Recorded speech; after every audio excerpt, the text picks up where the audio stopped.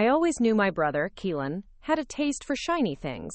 But I never imagined he'd trade my future for leather seats, a turbocharged engine, and a custom exhaust that sounded like an angry lion clearing its throat. The moment I found out, I was standing in our driveway, still in my school uniform, with a half-eaten apple in my hand. Keelan was polishing a brand-new sports car, a gleaming cobalt blue coupe with rims that sparkled like jewelry in the sun. Mom and Dad weren't home yet. They rarely were. And I had walked home from school, same as always, my backpack slung low, knees aching from cross-country practice.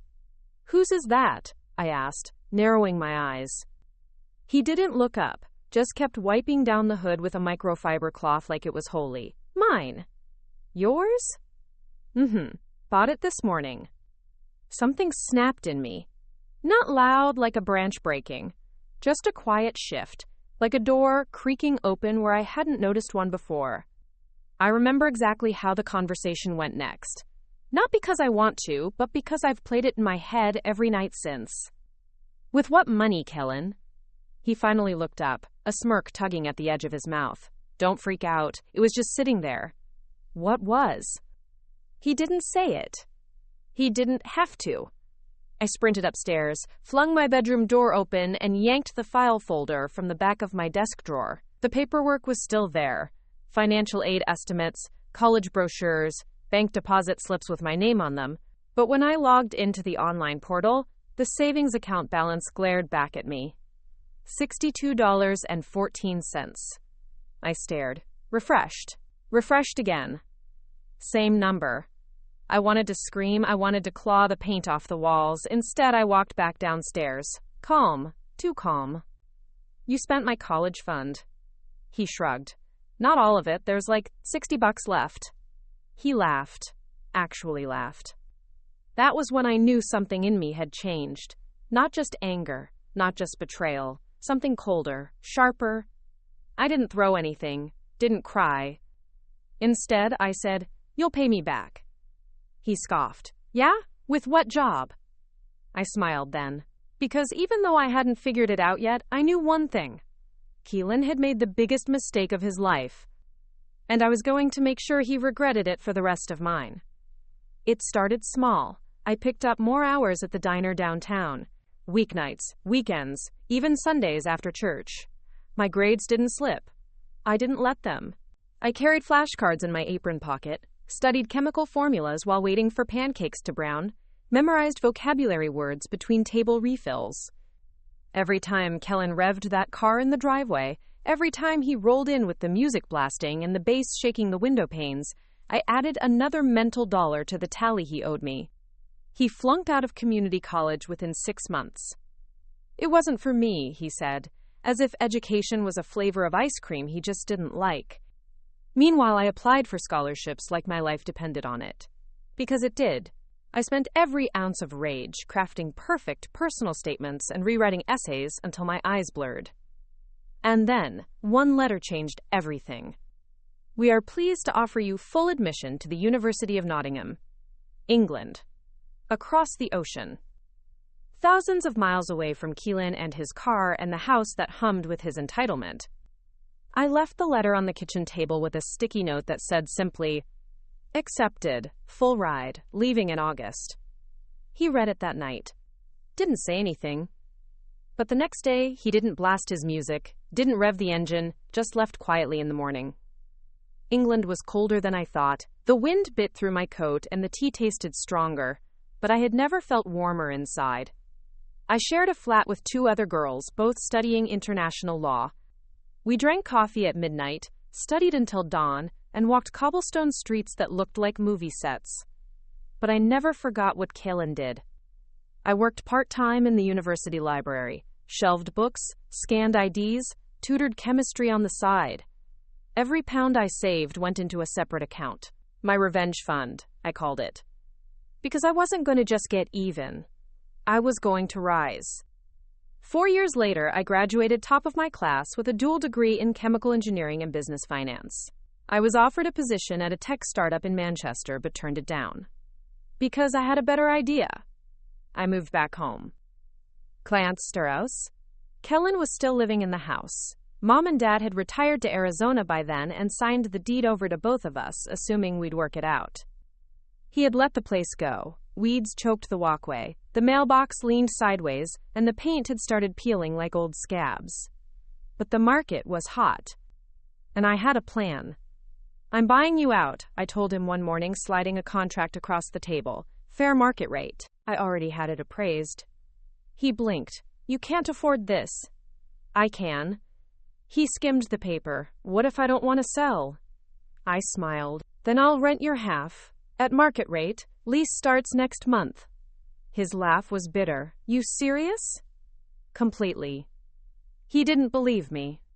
Not until a property management team showed up with paint swatches and lawnmowers. Not until the lease agreement arrived in his inbox, notarized, and legal. He paid late the first 2 months. I charged him interest.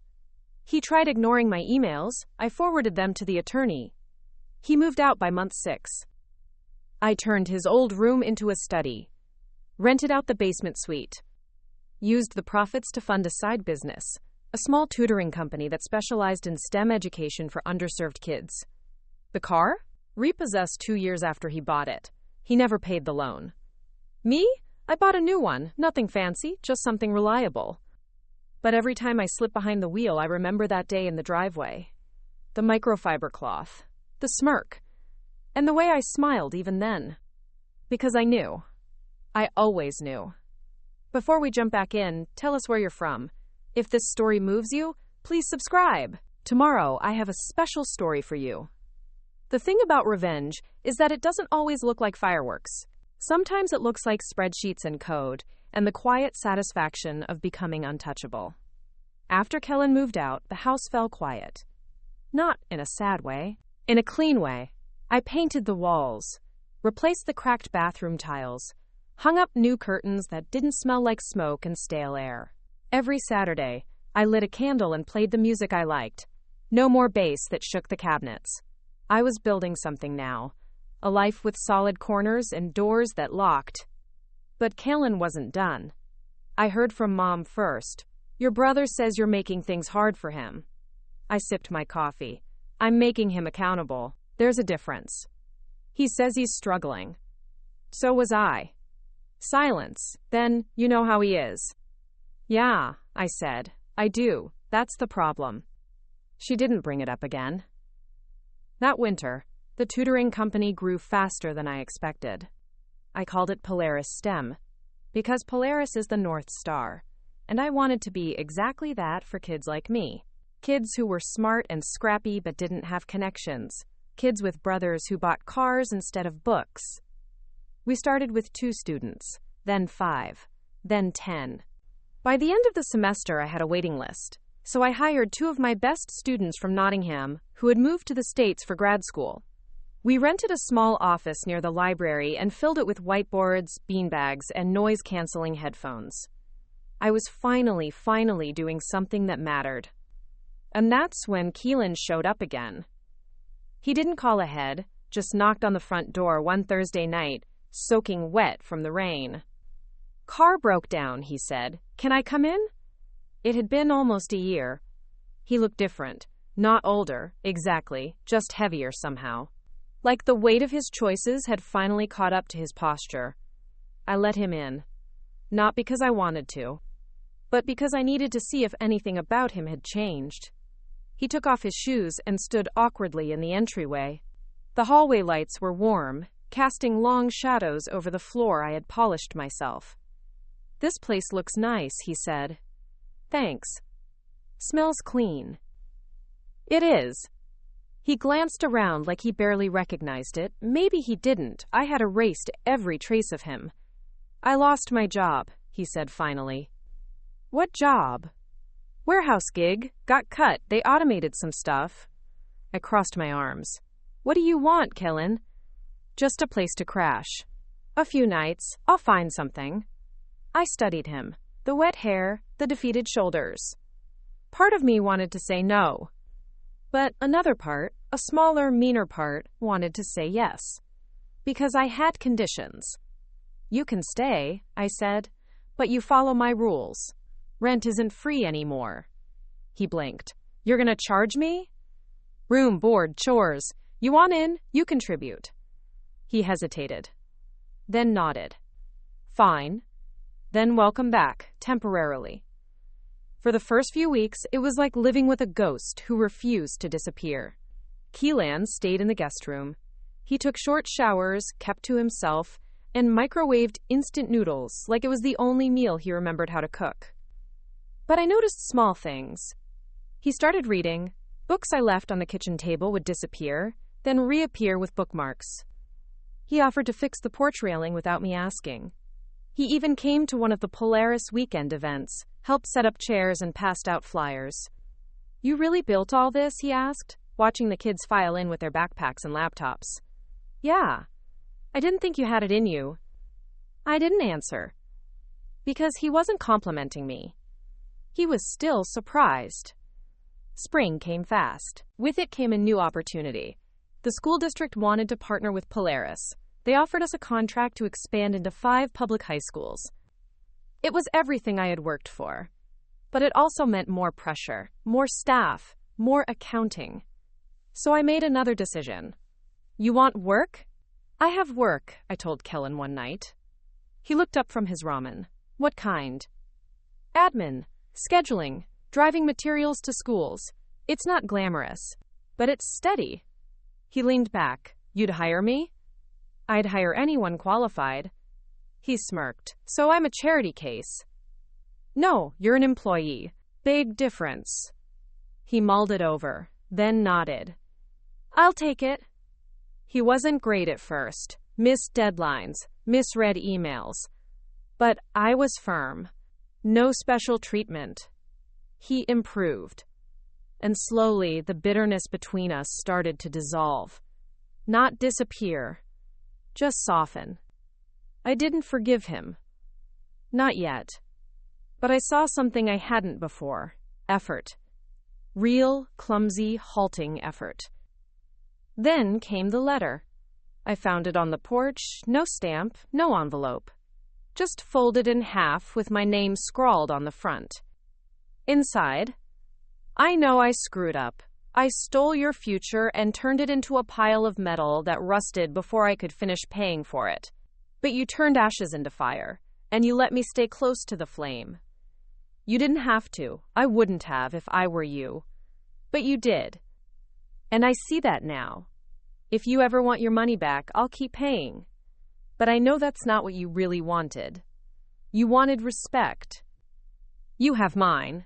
Kay? I folded it slowly, set it on the mantel, and breathed. But the peace didn't last. Because a month later, I discovered he was hiding something. Something big. And it threatened everything I had built. The first hint came from an unpaid invoice. We were 3 weeks into the school expansion project. Polaris was now juggling more students, more classrooms, more expectations. I was already running on fumes, catching naps in 20-minute bursts, and living off gas station trail mix. My inbox had exploded. Normally, I cleared everything within the day. But that Friday, I finally carved out 2 hours for admin catch-up and found a red flag flashing back at me. Vendor, Northline Supply Co. Invoice, $1,239.92. Status, delinquent. Due date? 2 weeks ago. That didn't make sense. I had triple-checked all outgoing payments myself. I pulled up the system log. Kalen had been assigned procurement and deliveries. He was the one who handled the supplies for our new classrooms. Desks, cables, chargers, whiteboards, tablets. I had set up a strict approval protocol. No purchase over $500 without my direct sign-off. But this invoice had no approval stamp. Worse? The address on the receipt wasn't any of our school sites. It was a P.O. box 3 towns over. My heart thudded in my chest as I pulled up a second invoice. Then a third. Total unaccounted charges? $3,471.06. All routed through the same supply vendor. All with Keelan's name on the requisition line. I wanted to be wrong. I wanted this to be a clerical error or a glitch or some ridiculous misunderstanding. But gut instinct has a sound, and mine was screaming. I didn't confront him right away. Instead, I drove to the P.O. box, rented under the name Kenneth S. Rollins. Keelan's middle name was Stephen. Close enough. I posed as a confused client, claiming I had a return package accidentally addressed there. The guy at the counter blinked. "You're looking for the tech drop?" "Sorry?" He leaned in. "We got a guy who comes in twice a week, picks up tablet shipments, says it's for his business, STEM startup or something. You remember his name?" He checked the log. "Rollins, Kenneth. Might be his company. Polaris, I think." The lie in my stomach solidified into something sharp and cruel. "That's it," I said, voice flat. He smiled. "Want me to tell him you came by?" "No, I'll find him myself." That night, I sat on my couch, holding the printed invoices like they were evidence in a courtroom. My phone buzzed. A text from Kellen. Nime asterisk. "Don't forget we have that early delivery tomorrow. I'll swing by the warehouse before sunrise." Asterisk. I stared at the message. The gall, the ease. Then I replied. Sasterisk. "Let's talk after. In the office. Just us." Sasterisk. He sent back a thumbs up. Saturday morning, 7:03 a.m. I waited in the conference room with the door shut. 2 mugs of coffee, one untouched, mine half empty. Killen walked in, his jacket dusted with spring pollen, eyes bright from the morning chill. "You wanted to talk?" I nodded. "Sit down." He did. I slid the 3 invoices across the table. "Explain." He glanced at them, blinked, tried to play dumb. "Supply orders? I sent these weeks ago. To a P.O. box, not a school." His eyes shifted. "Keelan." "Nothing. Tell me now before I do this through legal channels." He sighed, leaned back, rubbed his face like he was tired. I needed the money. The words didn't make sense. "So you ordered extra supplies and sold them?" "Not sold, not exactly. I leased some equipment. Marked it under our inventory. It wasn't supposed to be long-term, just a short flip. I had debts, car insurance, some card bills." "So you committed fraud." He winced. "Don't say it like that." "How should I say it? You used a nonprofit's funds to cover your personal expenses. That is theft." "I was going to replace it. I had a buyer lined up this week." I held up a hand. "Stop." The silence was thick, heavy. "I took a chance on you," I said. "I let you back in this house, this company, my life, and this is what you do?" He rubbed his hands through his hair. "You don't understand. I've been trying. I messed up, yeah, but I was going to fix it. I wasn't going to let it spiral." "It already has." He looked up, eyes bloodshot. "Are you calling the police?" I didn't answer, because I didn't know yet. The board of Polaris wasn't large, just me, our finance officer Amanda, and 2 silent partners who invested during our second expansion phase. I brought the invoices to them that night. Amanda's face turned to stone. "We have to report it." "I know." "But that could destroy the company's credibility." "Also true." "You still want him on staff?" I shook my head.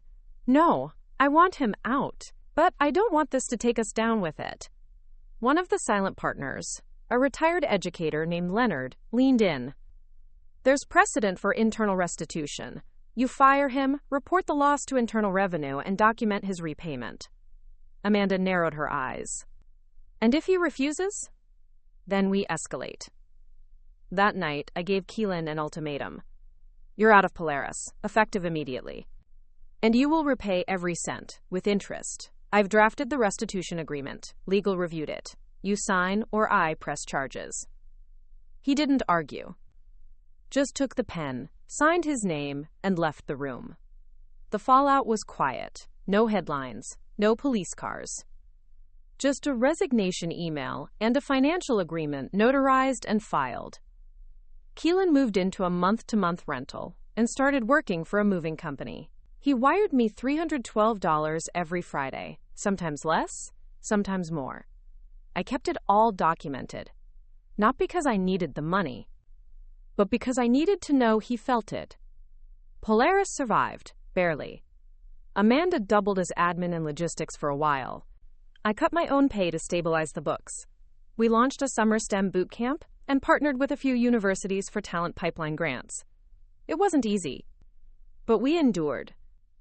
And one August evening, as I locked the front door of the office after a long day of robotics camp, I turned and saw Keelan standing across the street.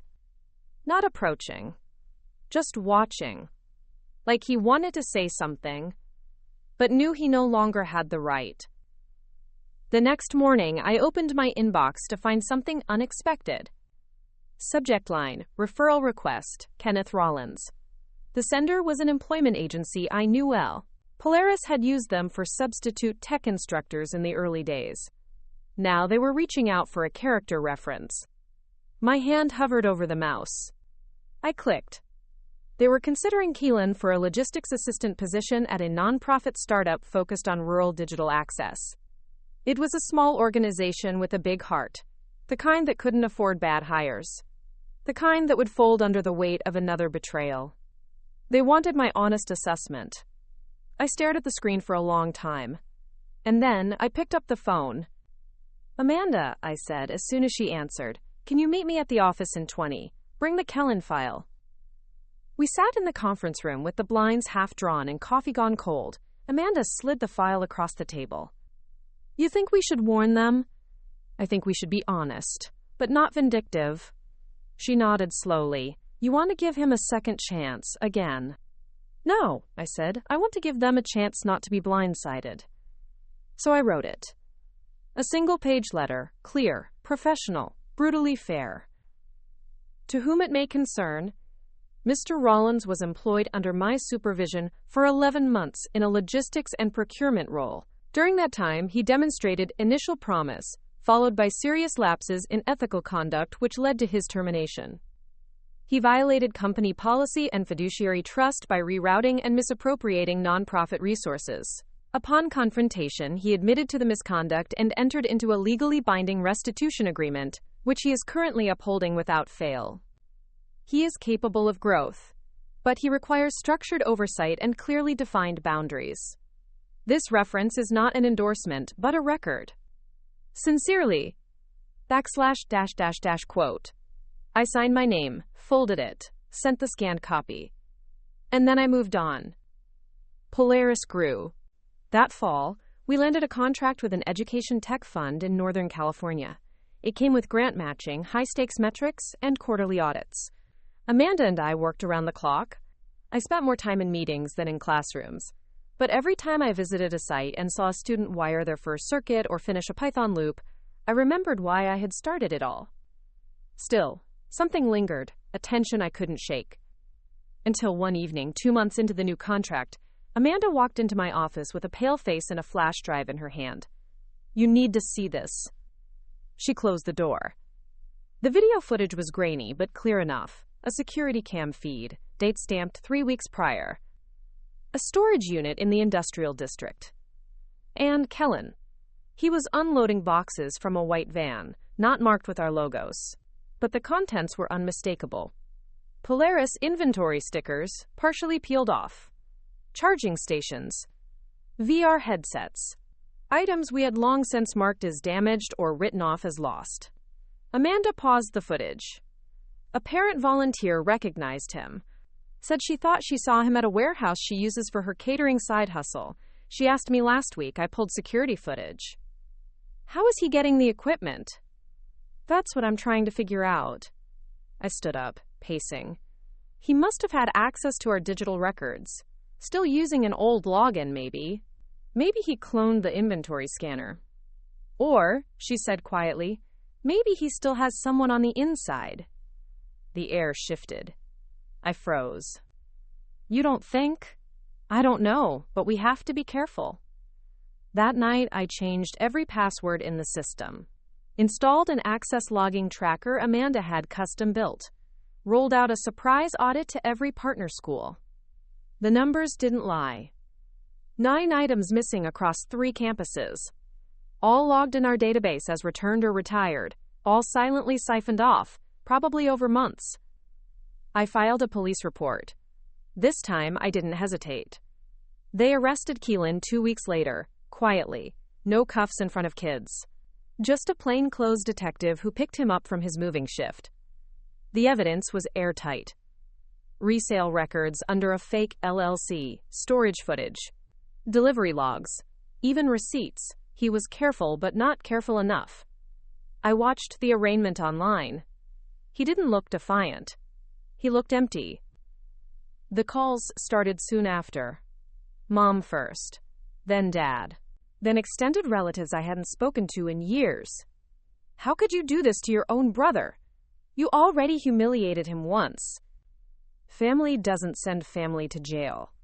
And my favorite, you think you're better than us now just because you built something? I said the same thing to all of them. He sent himself to jail. I just provided the mirror. But alone in my kitchen that night, I cried. Not because I regretted it, but because it shouldn't have come to this. Because somewhere, buried beneath all the bad choices, was the boy who used to carry my backpack when I scraped my knee, the brother who once sat beside me during storms, telling dumb jokes until the thunder stopped scaring me. He was still in there. But I couldn't save him. Not anymore. 3 weeks later, I got a letter from the county jail. The return address alone made my chest tighten.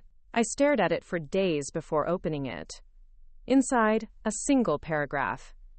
I wanted to hate you. I really did. But sitting in here, I finally see it. You didn't destroy me. You gave me every chance to stop destroying myself. I don't know who I am without lies. But I want to find out. You don't owe me a reply. But I needed you to know that. Kellen. I folded it carefully. Tucked it beside the first letter he ever left me. The one about respect. And I went back to work. Because Polaris was more than a name. It was a direction. A guiding star. And I was still following it. Fall settled like a soft blanket over the city. Golden light brushing the tops of buildings. Kids wearing too light jackets as they raced through schoolyard gates. I stood in the lobby of Polaris's new headquarters. A 4-story former bank downtown. All clean glass and cold marble. And thought, this is not where I started. We'd grown again. After the audits passed and our reputation held, a new wave of investment poured in. We acquired 2 startups, one specializing in modular science lab kits, and another in adaptive math curriculum powered by AI. Amanda was promoted to Chief Operating Officer. I stepped fully into the role of CEO. Some days I still made coffee for everyone. Old habits die hard. Other days, I sat in meetings where the smallest decisions moved hundreds of thousands of dollars. Every time I signed a contract, I thought about the bank account Kalen drained. The decimals still mattered. The weight of responsibility hadn't faded. But I had changed. We launched a Polaris Fellowship that fall, a program that brought students from low-income communities into our main campus for 4 months of project-based immersion. I taught one of the Friday seminars myself, couldn't give it up. Talking about resilience, about turning spite into fuel, about turning burned bridges into bright paths. One Friday, after class, a student named Callie lingered at the door, bright-eyed, raised by her older sister, quiet as a shadow, but sharp as glass. "Can I ask you something personal?" she said. "Sure. Is it true your brother tried to ruin the company?" The air shifted. I didn't flinch. "It's true he hurt it, and he hurt me, but he didn't ruin anything, because I didn't let him." She nodded, absorbing that. "How do you forgive someone who's not sorry?" "That's the trick," I said. "You don't. You just stop letting their choices write your story." She smiled, small and steady. "I'll remember that." So would I. Mid-October, I got a letter. Not from Kellen. From his parole officer. Subject: work release inquiry. He was up for a monitored transition into community service and workforce reentry. Part of the program allowed him to petition to serve at a nonprofit, if one would have him. There was a handwritten note stapled to the back. "Don't pick me out of pity. Don't pick me out of guilt, only pick me if you believe I can be more than what I was. K. I read it 3 times. Then, once more. Then I sat back and stared at the ceiling. Amanda found me there an hour later. So, I said slowly, what if we built something that could even make room for the people who broke it? Her brow furrowed. You want to let them back in? Not into the company, not yet. Into a project, one with walls and rules and locks and logs. You sure? No. But I know if we don't, someone else might, and they won't know what he's capable of, good or bad. She nodded. Okay, let's write the terms ourselves. The program was called Time Rewire, NIRE. We built it in 6 weeks. Tech literacy and basic repair skills for formerly incarcerated adults. A workshop space separate from the Polaris main offices. Funded entirely through a new grant I negotiated with a tech conglomerate that wanted social impact cred. Staffed by volunteers and 1 paid supervisor. Not Kellen. Never Kellen.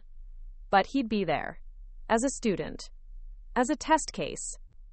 He walked in on launch day wearing a donated hoodie and shoes 2 sizes too big. Didn't speak much. But he showed up every day. Did every assignment. Asked questions. Took notes. Stayed late. Halfway through the program, Amanda called me from the workshop. You should see this. I walked over. She handed me a small bundle of wires and circuit boards. A modular power distributor. Something we'd been trying to prototype in Randy. Kaylin built this? I asked. With Callie. I blinked. Callie from the fellowship? Amanda nodded. They've been collaborating. After hours. This thing actually works. I stood there holding it, stunned. The pieces felt too light to carry that much meaning. But there it was. 2 weeks later, Callie gave a presentation during her fellowship's final seminar. She demoed the project. Explained the concept, the circuitry, the applications for scalable off-grid learning stations.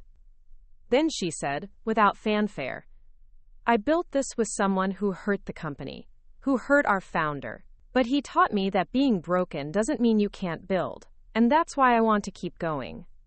The room went still. I turned my face so they wouldn't see the tears in my eyes. Kellen didn't stay in Rewire forever. When his 6-month work release ended, he applied for a job at a hardware recycling center 2 cities over. Took the bus. Showed up early. Worked quietly. He called me once. Not to ask for anything, he said, just to say thank you. You did the work, I replied. I just didn't slam the door. You had every right to. Maybe, but you don't build doors to slam them. He didn't say anything, but I heard him breathing. He was still there. Still trying. In the spring, Callie applied for a full-time role at Polaris. We hired her. And she asked, during her onboarding, if she could name the prototype. What would you call it? I asked. Northbound, she said, because broken things can still point the way. This story took us a long time. If you like it, subscribe. Now back to the story. By summer, Polaris was hosting its first international conference. We called it North Star, after the guiding principle that started it all. Educators, engineers, nonprofit leaders, and teen coders from 17 countries gathered in our city, filling hotel lobbies and city sidewalks with accents and backpacks and purpose. I stood on stage in the main auditorium, lights flooding the crowd, watching the people who had come to share, to build, to listen. And I remembered the girl I used to be, the one who walked home from school past Keelan's polished car with anger bubbling beneath her skin. The one who had $62.14 left in her future. Now, I was introducing keynote speakers from MIT, fielding collaboration requests from NGOs in Nairobi, and, most astonishingly, hearing Polaris mentioned in the same breath as NASA and Khan Academy. But success didn't make me bulletproof. It made the stakes higher. 2 days after the conference, I came home to find my front window shattered. Glass everywhere, my couch ripped open, cabinets torn from hinges. Nothing stolen. Just broken. Deliberately. Like someone wanted to make a point. I stood in the doorway, the alarm still wailing, and for the first time in years, I felt a sliver of fear. The police came, took photos, made vague promises. No prints, no suspects. Amanda stayed with me that night. We drank wine out of mugs and kept the lights on. Neither of us said what we were thinking. But the next morning, I got another letter. No return address, just my name in crooked handwriting. Inside, "You think you can build something so big it can't fall? We'll see." I froze. Amanda read it over my shoulder. "You think it's Keelan?" "No," I said. "He knows better." But that didn't narrow the list. The truth was, we had grown powerful enough to make enemies. Companies we outbid. Schools we stopped contracting with because they wouldn't update their standards. People who thought a woman like me, young, brown, formerly broke, had gotten too big for her place. Polaris had always been personal. Now, it was a target. I moved into a hotel downtown for a week while repairs were done, hired a security consultant, rewired my cameras, staffed the office overnight. It was costly, but necessary. Meanwhile, the letter haunted me. Not because it scared me, but because it almost worked. I returned to my house 10 days later, sat on the new couch, and stared at the picture on the mantel. It was from our first Polaris event, the pilot class of 5 students, all grinning, wires and screens behind them. Keelan wasn't in it, but he was part of that moment. Part of the pain that made it matter. My phone buzzed. Unknown number. I let it ring, but the voicemail made me sit up straight. "Hey, I don't know if you'll even hear this, but I got a message from a guy the first used to work with. Said some people are asking questions about you, sketchy stuff. He wouldn't say who. Just be careful, I owe you that. Keelan." I didn't respond, but I added more cameras. And I started carrying pepper spray again, just in case.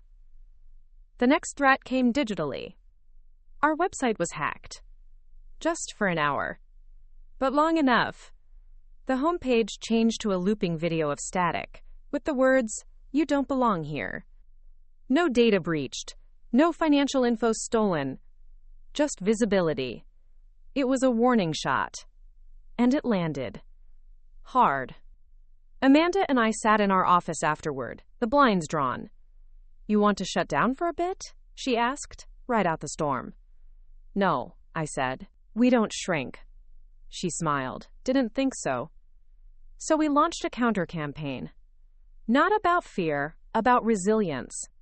We called it Touch Build Anyway. Videos of students creating in old garages, teachers using cardboard mock-ups to simulate Mars landings, parents learning to code alongside their kids, a single mother launching her first app from a library terminal. Polaris wasn't a building. It was a belief. And beliefs don't shatter like glass. Lacquers. 1 month later, we held a town hall. Open doors, free pizza, questions welcome. Keelan showed up, sat in the back, said nothing. But I saw him. And I knew what it meant. The people trying to break us were watching too. So we gave them something to see. After the event, as people filed out, I walked to him. "You still driving the bus to work?" He nodded. "Every day." "Still learning?" "Always." I smiled. "Come by next week. I have something to show you." He hesitated. "Not a job," I said. "Just a tour of what you helped build." He smiled back. "I'd like that." And that was the moment I knew. Forgiveness isn't a door you walk through once. It's a hallway. And some people follow behind slowly. But they come. If you let them. The morning Keelan came for the tour, the sky was still pale with morning chill, and Polaris buzzed like a hive. It was a Tuesday, midweek and unglamorous.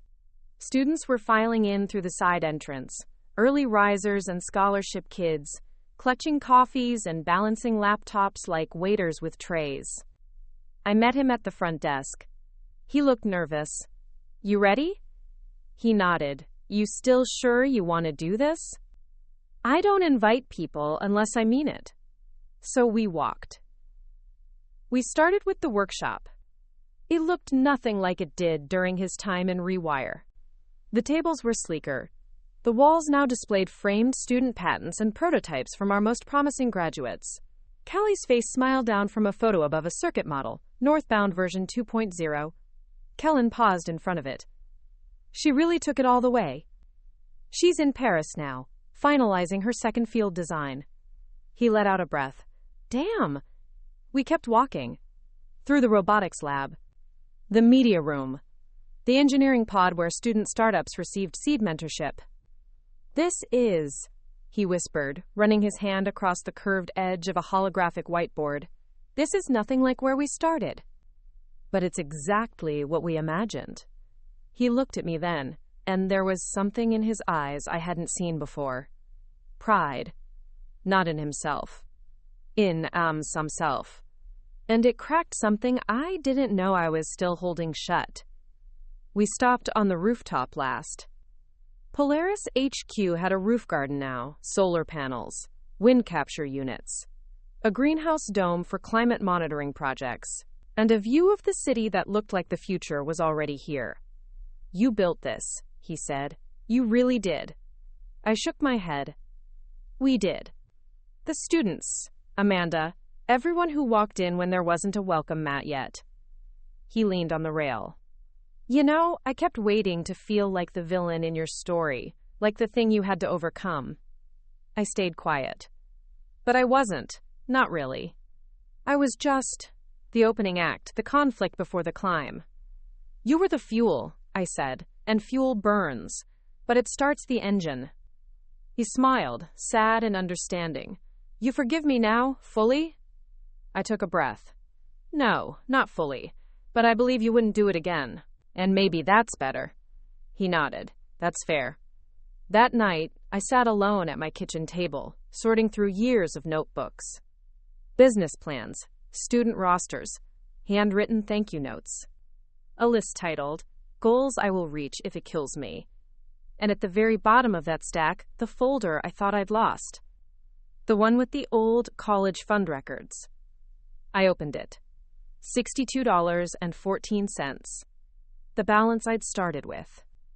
And beside it, a receipt printed from the bank after I'd closed the restitution account Keelan had been paying into. Final balance, $10,000. All repaid. All mine. I smiled. And tore it up. Some debts mattered. Others just didn't anymore. The next morning, I got an email from a foundation in Oslo. They wanted to license Polaris's curriculum across Scandinavia. Amanda and I spent 3 hours on Zoom, hammering out details, drafting the contract. When we finally hung up, she turned to me. We're going global. I grinned. We already are. Now they just know it. That weekend, I invited my parents for brunch. They came, hesitant, but smiling. Dad brought tulips. Mom brought a bundt cake and a long sigh. I still don't understand everything that happened, she said over her third cup of coffee, but I'm glad you two are talking again. We are. And you're doing well. We are.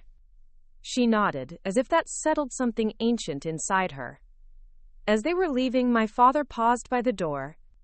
You know, for a while we thought maybe you were too hard, too cold. I raised an eyebrow. And now? He smiled. Now I know it was steel. And thank God you had it. That night, I found Kellen waiting outside my office. He handed me a small box.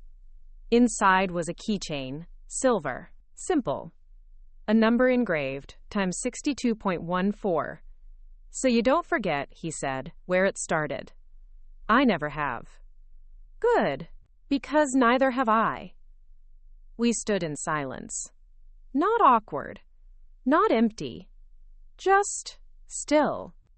Then he said, You know, if you ever open a satellite campus out my way, I could help. Coordinate. Just part-time. Nothing flashy. I looked at him. And I said, Let's see if you show up tomorrow.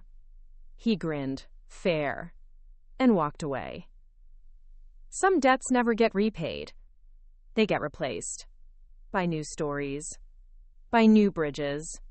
And sometimes, if you're lucky, by brothers who learned to build too. The next morning, Kaylin showed up. Not late, not breathless, just there, early even, standing under the awning as the Polaris sunshade clicked open above him. Amanda spotted him from the glass corridor and raised her eyebrows at me. So he did show. He did. That makes it, what, one full circle? Maybe a spiral, with better altitude. I gave Keelan a desk in the auxiliary outreach office. He wasn't hired, not officially, not yet. But he came every day, logged his hours, helped coordinate material shipments to new partner schools across the western states. He didn't overstep. Didn't act entitled. Just did the work. By month 2, Amanda came to me with a smirk. We need someone full-time in West Coast ops. He already knows the systems. Just saying. Offer him the contract. Entry level. No exceptions. No nepotism. Got it. None. Not even close. Keelan accepted. Signed his name like it mattered. And when we printed him a badge, I saw him run his fingers over the Polaris logo. Like he still didn't believe it was real. We kept growing. Fast. By the end of the fiscal year, we had 35 employees, 70 contractors, a full-time legal team, and a slate of partnerships that extended from Montana to Morocco. The northbound units were in 12 countries.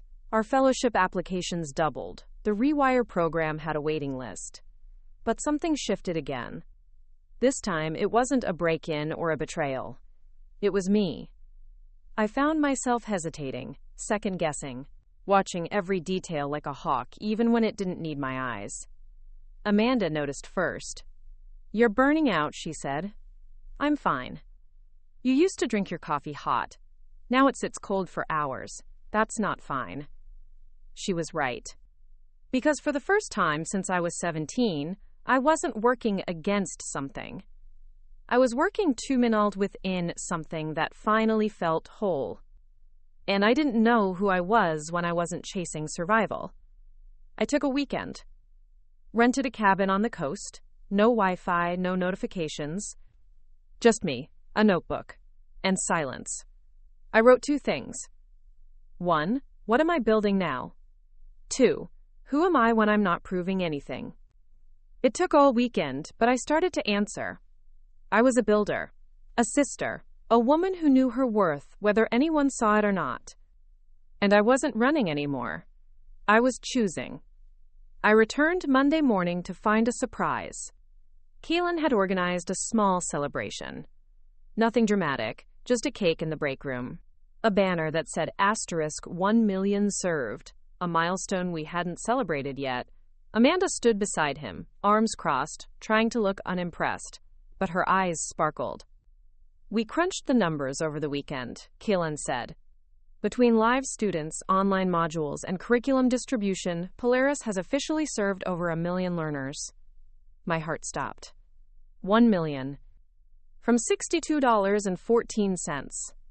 I blinked back tears. Amanda raised her coffee. "To the woman who made the future bend." I shook my head. "To the team that held it up." We toasted. And for the first time, I let myself breathe. That afternoon, I got a message from Callie. She was launching a new initiative in Senegal, a solar-powered mobile learning van using the northbound system. She sent a picture. The van had a name painted on its side. Polaris Rising. Below it, in honor of the first one who did. Ninth size, I sat at my desk, the screen blurring. Because the future wasn't just coming. It was happening. And I was watching it bloom. Kellen stopped by my office as the sun dipped low. He held out a folder. Budget analysis for Q3. Also, the West Coast team wants to add a robotics camp in Fresno. Reviewed it. Twice. Cross-checked it with Amanda. Approved. He hesitated. What? Just thank you for not giving up on me. I stood up. Walked around the desk. I did give up. You just didn't stay down. That part was you. He smiled. Still, I echoed. That night, I stood under the stars, a breeze in my hair, a world in motion around me. Polaris wasn't a miracle. It was a choice. Made every day. to keep building, to forgive forward, to rise. We launched the Fresno Robotics Camp in early spring, just as wildflowers began peppering the hillsides and valley breezes softened with sun.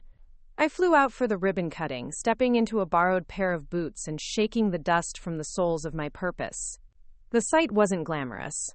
An old middle school gym refitted with solar panels and folding tables, but the energy inside that room, pure electricity. 20 students, all from districts without regular science instruction. Half of them had never touched a computer before, and within 1 week they were coding drone paths. That was the kind of miracle Polaris specialized in. Not grand, not flashy, just real. Kellen joined the trip, not as a guest, but as staff. He loaded gear, triple-checked the Wi-Fi boosters, and ran pickup routes between hotels and the camp for students without transportation. On the final day, he stood quietly in the back as the students demoed their autonomous rovers. I caught him clapping first, louder than the rest. That night, we sat outside the motel, nursing lukewarm tea and breathing in the scent of citrus orchards carried on the wind. "You know," he said, "I used to think success had to be loud. And now? Now I know it just has to echo." I looked at him. "You've come a long way." He nodded. "So have you." We sat there until the stars took their places. Pak. 2 months later, Amanda announced she was stepping away. "Not permanently," she said. "Just a year, maybe 2. There's a school in Columbia doing what we did, and they need a builder." I hugged her in silence, because Amanda leaving felt like losing a compass. But it was time. And we had trained others. She left me a folder. "My successor," she said, "and before you argue, just look." I opened it. Kellen's name was on top. I blinked. She raised an eyebrow. "He knows the systems, he knows the stakes, and he knows exactly what happens when people are given power before they've earned it." I stared at the name. "You're serious?" Deadly. I called Kalen into my office the next day. He looked nervous, like he expected bad news. "Amanda's leaving," I said. He swallowed. "Oh, wow, okay. She recommended you to fill her seat. Temporarily." His face went still. I said I'd consider it, but the final say is mine, and I have one condition. Anything. You keep growing. Publicly. No hiding in logistics. No ducking interviews. You take responsibility for the legacy you're walking into. He nodded slowly. "Okay, then yes. If you'll have me, yes." The announcement was quiet but firm. Polaris posted it to internal staff channels first. A photo of Keelan in a clean-lined blazer, standing in front of the Rewire wall mural. Everyone rebuilds. Some employees were surprised. A few were skeptical. But most remembered where he started, and believed where he was going. We kept climbing. Polaris hit 2.5 million served by fall. Our team expanded into virtual reality simulations for emergency response training and partnered with an ocean conservation nonprofit to develop eco-mapping kits for middle schools. At a global innovation summit in Geneva, I gave a keynote speech to an audience of 4,000. When I stepped off stage, a woman from a tech firm handed me a note. It read, "You built a future no one believed in. Thank you." No name. Just those words. And they meant everything. At home, I still lived in the same house. The one where it started. The one where Kalen once parked his shiny car like a trophy.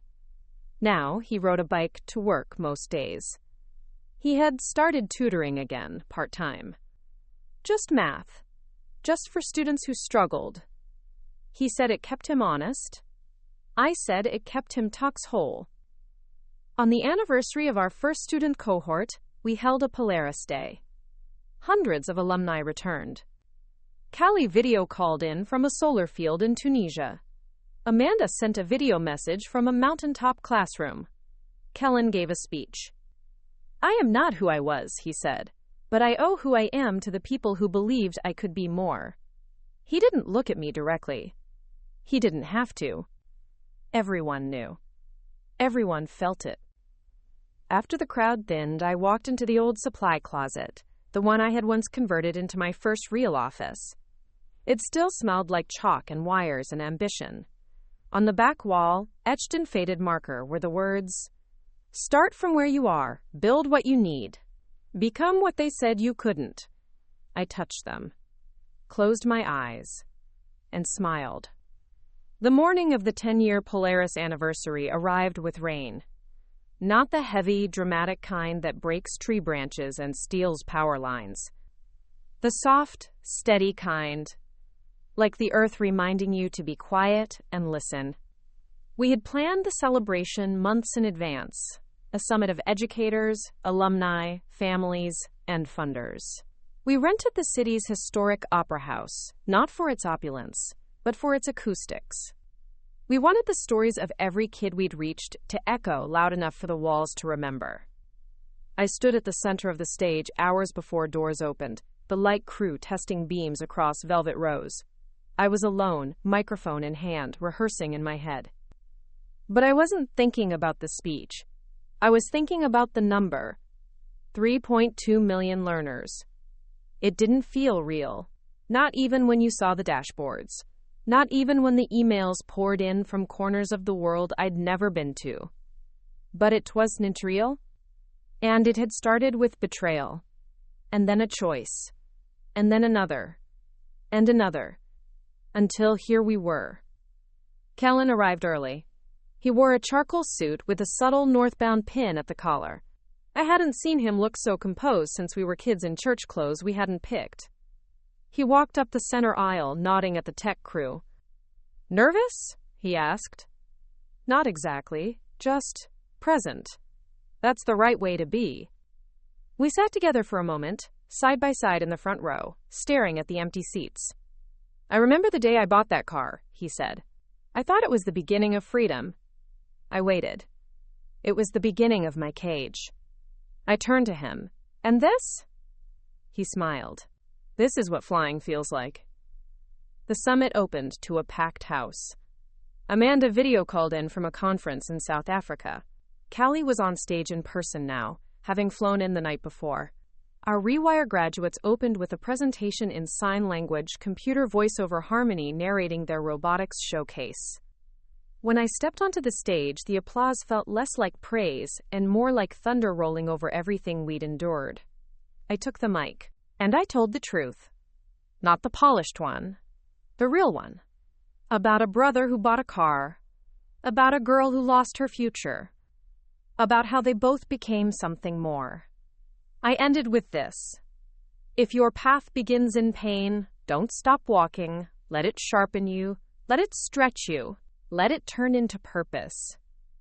Because you never know who might be following your footprints, hoping they don't vanish before they find their way. That night, Kellen and I walked through the quiet Polaris campus. The garden lights were dim. The breeze carried faint laughter from students in dorms across the way. "Do you think," he asked, "we ever really stop proving ourselves?"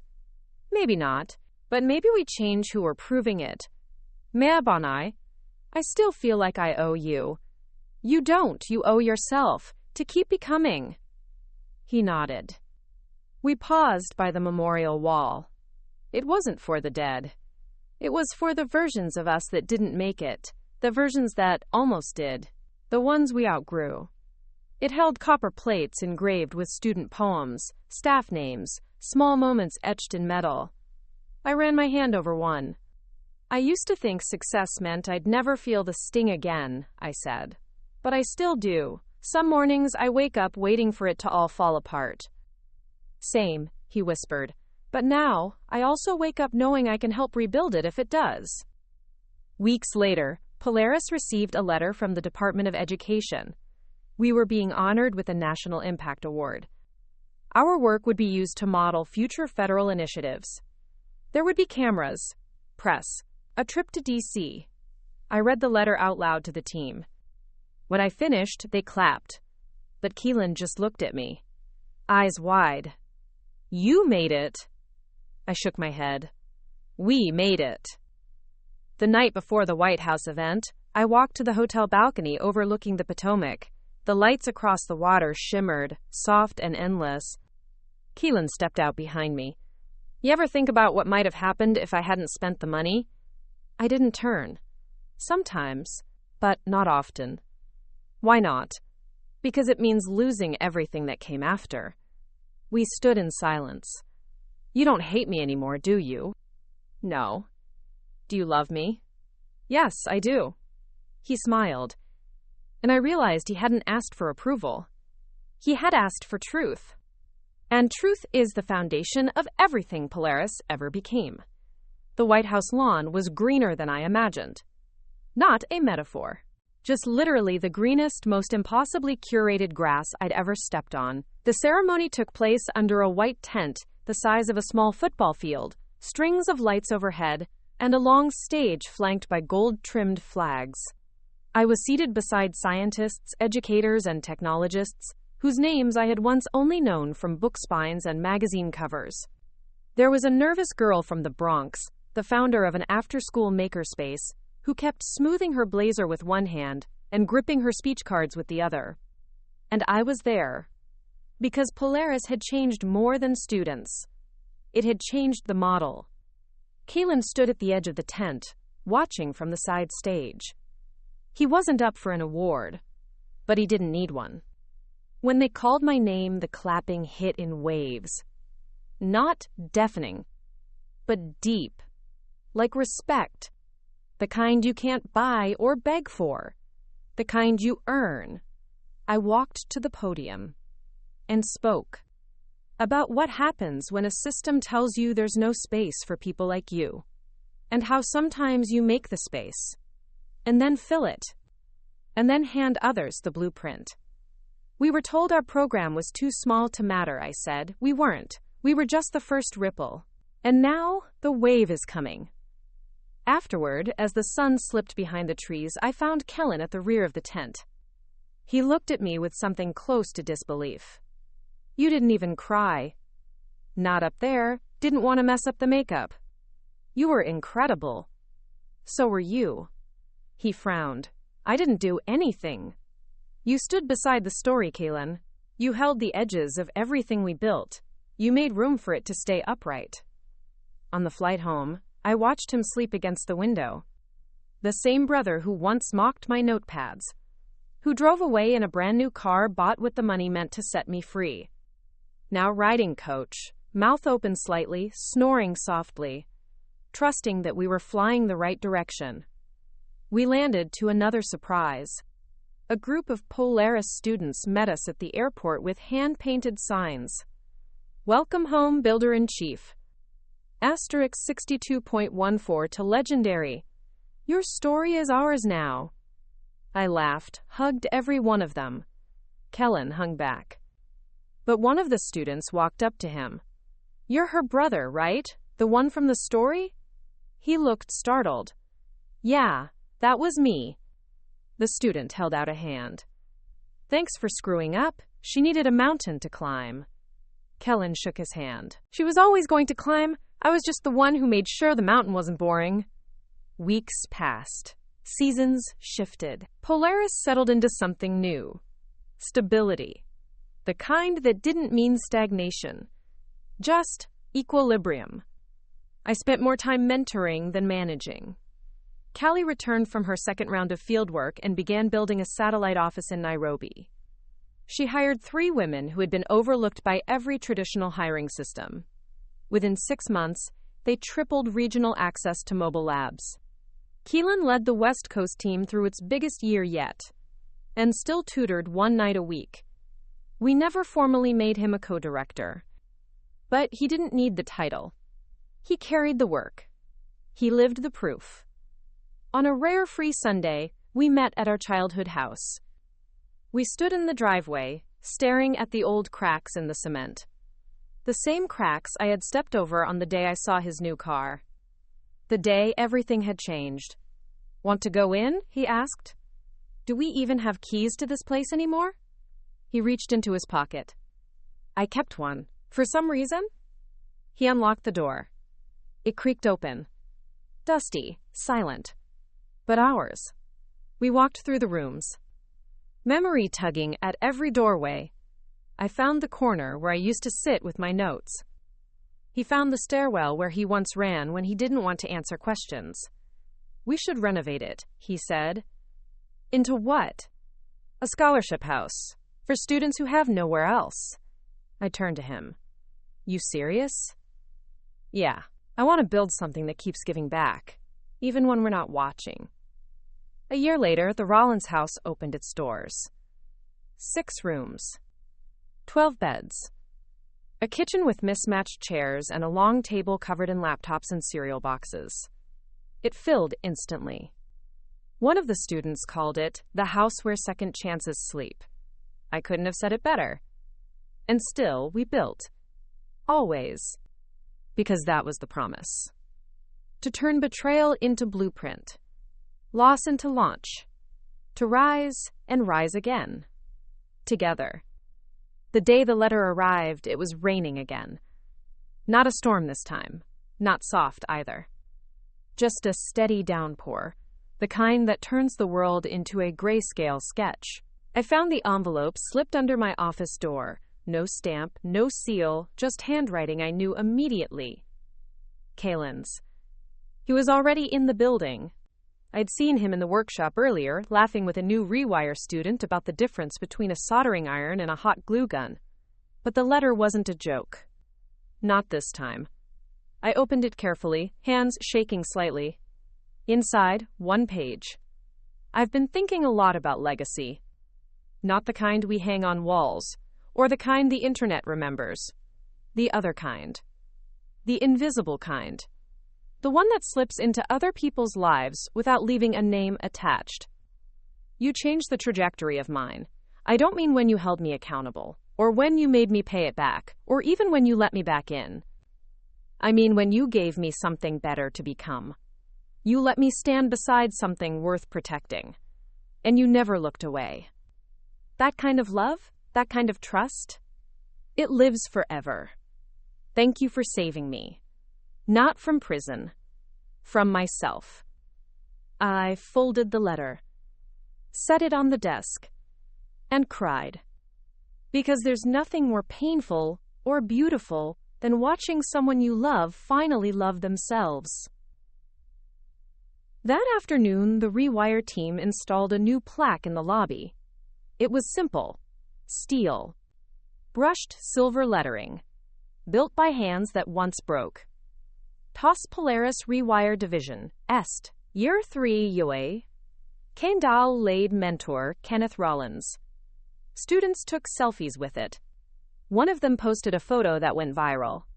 Kellen, standing in front of it, one hand on the plaque, the other in his pocket, expression caught somewhere between proud and stunned. The caption simply said, "Some people come full circle, some draw it themselves." Months passed. Polaris went through another growth spurt. We broke ground on 2 new satellite campuses, one in Kansas, one in Jordan. I started stepping back. Not all the way, but enough. I handed more operations over to Callie, who now ran a team that spanned 3 time zones. Amanda returned stateside and took over our newest initiative, Polaris Prism, a tech accelerator for survivors of domestic abuse. And I started writing. My first book was a memoir, times $62.14, a blueprint for building forward. It wasn't about me. It was about what happens when you stop waiting for someone to give you permission to matter. Keelan surprised me at the launch event. He didn't speak, just stood in the back with a soft smile. When the Quant A ended and the lights came up, I found him by the exit. "Did you like it?" I asked. He nodded, especially the part where I don't come off as a total villain. "You weren't, not really. Still, you could have written me differently. But then it wouldn't have been the truth. It's a hell of a story. It's not over." He smiled. "No, it's not." 3 years later, I handed Polaris off. Fully. Not in scandal, not in retreat, just in readiness. Because the best thing a founder can do for something they love is leave it standing. not needing them. And Polaris stood. Tall. Firm. Bright. Kaylan took over Rewire completely, started licensing the model to community colleges, expanded vocational curriculum to include renewable energy tech, AI diagnostics, and agricultural coding. He still tutored. He always would. Because that was the thing that had saved him. I moved to the coast, bought a small house near a lighthouse, spent mornings walking sand that never held the same shape twice. I planted a garden, badly, burned dinners, gloriously, and smiled more. Smaller, softer, but truer. Sometimes, the mail still brought letters. One from a student in Mumbai who had turned an old Polaris kit into a medical alert system for her grandmother. One from a teacher in Alaska who had transformed a broken-down bus into a mobile classroom. And one, years later, from a teenage boy who wrote, "I stole money from my sister. She made me pay it back, but she also gave me a book, yours. I read it twice. I don't want to be the villain in her story. Thank you for making me believe I don't have to be." I folded that one with care, taped it beside Keelan's first letter, and stared at both. Because sometimes the past doesn't haunt you. It honors you. If you let it. On the 20th anniversary of Polaris, we gathered again. Same city. New building. 3 stories higher. Callie stood at the podium. Amanda sat in the front row with her wife. The original 5 students joined via holocall. Kellen introduced the keynote. He said, "This place started with a broken promise, but it became a better one, the kind you keep, the kind you become." I stood in the back, arms crossed, smiling, watching, no longer leading, just witnessing. After the speeches, Kellen walked to me. "You ready for the next chapter?" "Am I writing it?" He laughed. "I think maybe we both are, in different places, but still on the same page." "Then yes, I'm ready." We stood in silence. The kind that says, "We made it. We earned it. We rose. Together." 2 more great stories are next. Don't miss them. Subscribe and turn on notifications.